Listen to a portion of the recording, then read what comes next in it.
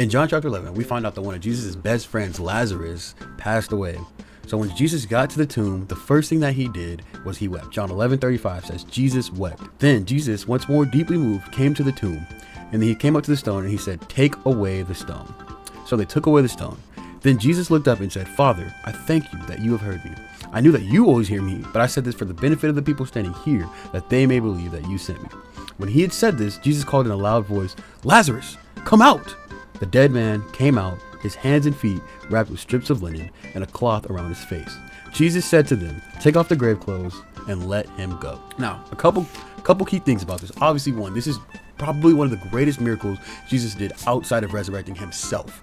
He resurrected another dead man, showing he has power over life and death entirely. However, right before that, Jesus, who's God and knows everything, who knew what he was going to do, wept. And I say that to share that, like, when you're in a tough or painful situation, God is going to get you out of it, right? All things work for the good of those who love him. Our current sufferings can't compare to the future blessings that we'll experience. All those promises are true. And in the midst of those things, Jesus still sees you and he still cries with you. He still weeps with you when you're weeping. He's mad when you're mad righteously.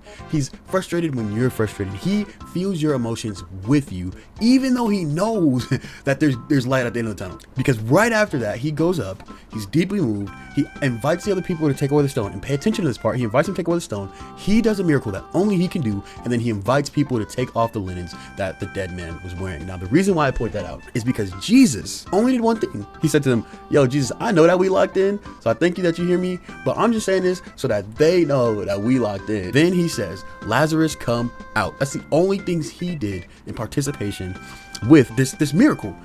And he invited the people to take off the grave clothes and let him go. Jesus had the people do everything that they could do before he did only what he could do. If they didn't listen to him, if they didn't open up, they even argued with him. One of the people argued with him, yo, it's gonna stink if you roll away the stone. Jesus said, no, roll away the stone. If they ain't roll the stone away, Lazarus is stuck in there. He's not walking out. But they did it. They rolled away the stone, and Jesus says, Lazarus, come out.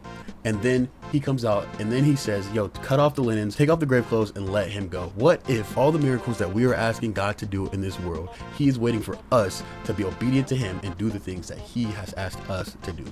What if there are things that God is inviting us to do in order for him to do the things that only he can do? Interesting to think about.